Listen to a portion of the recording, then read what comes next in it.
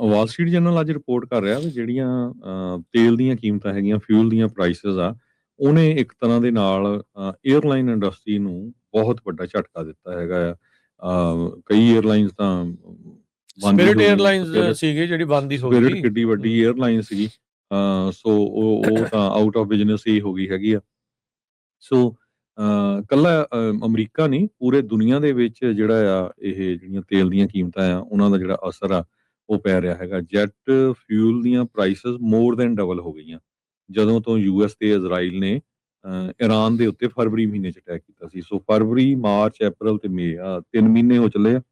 3 ਮਹੀਨਿਆਂ 'ਚ double prices ਹੋ ਗਈਆਂ। ਰੀਜ਼ਨ ਇਹ ਹੀ ਆ ਵੀ ਈਰਾਨ ਤਾਂ ਯੂਐਸ ਦੋਨਾਂ ਨੇ ਸਟ੍ਰੇਟ ਆਫ ਹਾਰਮੋਜ਼ ਬਲੌਕ ਕਰ ਰੱਖਿਆ ਸੀ ਤੇ ਹੁਣ ਖੋਲ੍ਹਣ ਦੀ ਕੋਸ਼ਿਸ਼ ਕਰ ਰਿਹਾ।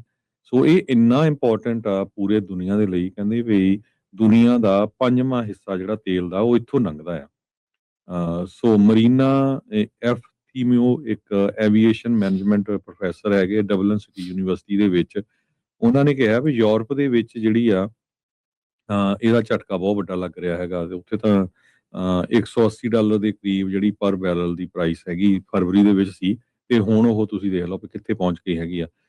ਜੇ ਫਿਊਲ ਪ੍ਰਾਈਸਿਸ ਜਿਹੜਾ ਕਿ 25 ਤੋਂ 50% 에ਅਰਲਾਈਨ ਦਾ ਆਪਰੇਟਿੰਗ ਕਾਸਟ ਹੁੰਦਾ, ਸੇਮ ਹੀ ਆ ਜਿੱਦਾਂ ਟਰੱਕਿੰਗ ਇੰਡਸਟਰੀ ਦੇ ਵਿੱਚ ਤੁਸੀਂ ਦੇਖਦੇ ਆ ਵੀ ਕਿੱਦਾਂ ਜਿਹੜਾ ਡੀਜ਼ਲ ਦੀ ਪ੍ਰਾਈਸ ਵਧੀ ਹੋਈ ਹੈਗੀ ਆ। ਸੋ ਜੇ 25 ਤੋਂ 50% ਜਿਹੜਾ ਆਪਰੇਟਿੰਗ ਕਾਸਟ ਆ 에ਅਰਲਾਈਨ ਦਾ ਉਹ ਡਬਲ ਹੋ ਜਾਏ ਤੇ ਉਹ ਫਿਰ ਨੈਚੁਰਲੀ ਉਹਨੂੰ ਬੈਂਕਰਪਟ ਹੋਣਾ, ਜਾਂ ਫਿਰ ਜਿਹੜੀਆਂ ਤੁਹਾਡੀਆਂ ਜਿਹੜੀਆਂ ਟਿਕਟਾਂ ਆ ਉਹ ਡਬਲ ਹੋਣਗੀਆਂ। ਜਦੋਂ ਟਿਕਟਾਂ ਦੇ ਰੇਟ ਡਬਲ ਹੋਊਗੇ ਤੇ ਫਿਰ ਨੈਚੁਰਲੀ ਬਹੁਤ ਸਾਰੇ ਲੋਕ ਘੱਟ ਟਰੈਵਲ ਕਰਨਗੇ, ਜਿਹਦੀ ਮਜਬੂਰੀ ਆ ਉਹੀ ਜਿਹੜਾ ਬੰਦਾ ਆ ਉਹ ਟਰੈਵਲ ਕਰੂਗਾ। ਯੂਰਪ ਦੀ ਜੇ ਗੱਲ ਕਰਦੇ ਜਾਈਏ, ਕਹਿੰਦੇ ਵੀ 1.6 ਮਿਲੀਅਨ ਬੈਰਲ ਜਿਹੜਾ ਜੈਟ ਫਿਊਲ ਆ ਉਹ ਯੂਰਪ ਦੇ ਵਿੱਚ ਯੂਜ਼ ਹੁੰਦਾ ਹੈਗਾ ਆ। ਸੋ ਜਦ ਕਿ 1.1 ਮਿਲੀਅਨ ਬੈਰਲ ਡੋਮੈਸਟਿਕ ਸੋਰਸਸ ਤੋਂ ਕਰਦੇ, ਬਾਕੀ ਜਿਹੜਾ 5 ਲੱਖ ਬੈਰਲ ਆ ਉਹ ਮਿਡਲ ਈਸਟ ਤੋਂ ਆਉਂਦਾ ਸੀ ਥਰੂ ਸਟੇਟ ਆਫ ਹਾਰਮਜ਼। ਸੋ ਹੁਣ ਉਹ ਸਟੇਟ ਆਫ ਹਾਰਮਜ਼ ਦੀ ਸਿਚੁਏਸ਼ਨ ਨੂੰ ਦੇਖ ਕੇ ਉਹ ਜਿਹੜਾ 5 ਲੱਖ ਬੈਰਲ ਉਹਨਾਂ ਦੇ ਕੋਲ ਪਹੁੰਚ ਨਹੀਂ ਰਿਹਾ, ਤੇ ਕਹਿੰਦੇ ਵੀ ਏਅਰ ਟਰੈਵਲ ਹੁਣ ਬਹੁਤ ਜ਼ਿਆਦਾ ਕੋਸਟ ਕਰ ਰਿਹਾ ਇਸ ਵੇਲੇ। ਤੇ ਏਅਰਲਾਈਨਸ ਫਲਾਈਟਸ ਵੀ ਬਹੁਤ ਜ਼ਿਆਦਾ ਜਿਹੜੀਆਂ ਘੱਟ ਕਰ ਰਹੀਆਂ ਹੈਗੀਆਂ, ਸਰਚਾਰਜ ਵੀ ਹੋਰ ਜਿਹੜੇ ਉਹ ਪਾ ਰਹੇ ਹੈਗੇ ਆ।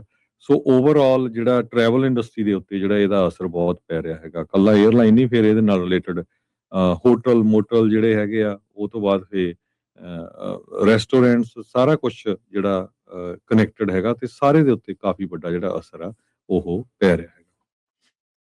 ਜੀ।